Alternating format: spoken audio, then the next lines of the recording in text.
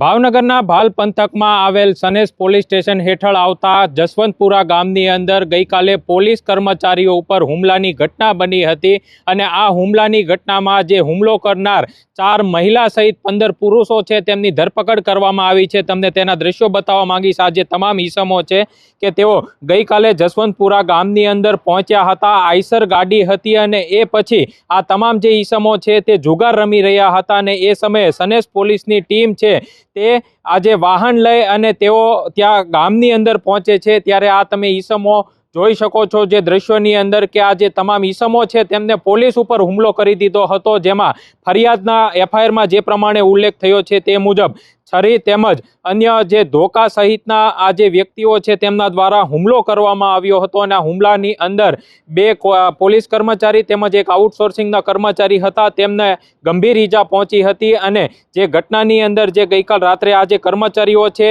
તેમને ભાવનગરની સિવિલ હોસ્પિટલમાં ખસેડવામાં આવ્યા હતા। જો સનેસ પોલીસ સ્ટેશનમાં ફરજ બજાવતા ડિસ્ટાફ કોન્સ્ટેબલ લકીરાજસિંહ ગોહિલ, કોન્સ્ટેબલ અભયસિંહ પરમાર તેમજ પૂર્વ આઉટસોર્સના ડ્રાઈવર પ્રતિપાલસિંહ સરવૈયા આ જે 3 કર્મચારીઓ હતા કે તેમના ઉપર હુમલાની ઘટના બની હતી। જો આ સમગ્ર ઘટનાને લઈને સનેસ પોલીસ દ્વારા કુલ 19 વિરુદ્ધ ગુનો દાખલ કરવામાં આવ્યો છે। તેમાં રાયોટિંગ, હત્યાની કોશિશ, ધાડ તેમજ સરકારી ફરજમાં રૂકાવટ નો ગુનો દાખલ કરવામાં આવ્યો છે। જો આ તમામ જે ઈસમો પકડાયા છે તેમના તમને નામ જણાવું તો આ ભાવનગર શહેરનો વિવિધ વિસ્તાર આવેલો છે કે આ તમામ ઈસમો ભાવનગરના છે, જેમાં એફઆઈઆરની અંદર જે 19 લોકોના નામ દાખલ થયા છે તે મુજબ રાકેશ રાજુભાઈ ડાભી, નિલેશ હરજીભાઈ મકવાણા, હાર્દિક મકવાણા, મહેન્દ્ર ચુડાસમા, રમુભાઈ મકવાણા, હિરેન ચૌહાણ, રાજેશ ચૌહાણ અને મનસુખ મકવાણા સહિત જો અન્ય વ્યક્તિઓની વાત કરવામાં આવે તો વિજય ચુડાસમા, મહેશ મકવાણા, રાહુલ ગુજરિયા, કૃષ્ણાબેન મકવાણા,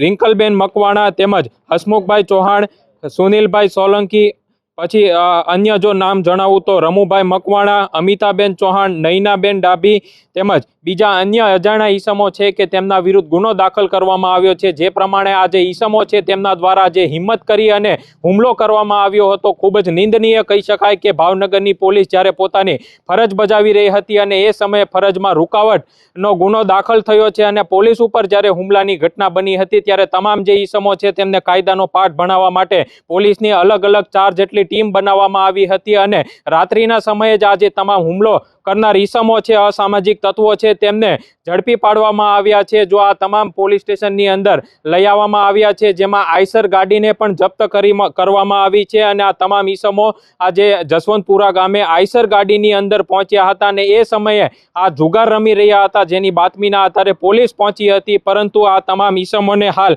કાયદાના સકંજામાં લેવામાં આવ્યા છે અને આ જે યુવાનો તેમજ અન્ય મોટી ઉંમરના વ્યક્તિઓ છે તેમના દ્વારા જીવલેણ હુમલો કરવામાં આવ્યો હતો। જોકે ગંભીર કલમો હેઠળ પોલીસ દ્વારા ગુનો દાખલ કરી અને આ જે તમામ ઈસમો છે તેમની ધરપકડ કરી લેવામાં આવી છે। અન્ય જે 4 મહિલા છે તેમની પણ ધરપકડ કરી લેવામાં આવી છે, પરંતુ જો પોલીસ ઉપર આ પ્રમાણે હુમલાની ઘટના બને તો ખૂબ જ ગંભીર અને નિંદનીય કહી શકાય અને તમામ ઈસમોને હાલ કાયદાના સકંજામાં લેવામાં આવ્યા છે અને આગળની તપાસ સનેસ પોલીસ દ્વારા હાથ ધરવામાં આવી છે। સમગ્ર ઘટનાને લઈને જે ઈજાગ્રસ્ત પોલીસ કર્મચારીઓ છે તેમની મુલાકાત કરવા માટે ભાવનગરના એસપી નીતિશ પાંડે તેમજ સિટી ડીવાયએસપી આર સિંઘાલ ભાવનગરની હોસ્પિટલ ખાતે પહોંચ્યા હતા। જે ઈજાગ્રસ્ત જે પોલીસ કર્મચારી છે તેઓ હાલ ભાવનગર સિવિલ હોસ્પિટલ ખાતે સારવાર ચાલી રહી છે, પરંતુ આ જે હુમલાની ઘટનાને લઈને પોલીસ દ્વારા એક્શન પ્લાન ઘડવામાં આવ્યો છે અને આ પ્રકારે જો પોલીસ ઉપર હુમલો કરવામાં આવશે તો તેને કાયદાનો પાઠ ભણાવવામાં આવશે।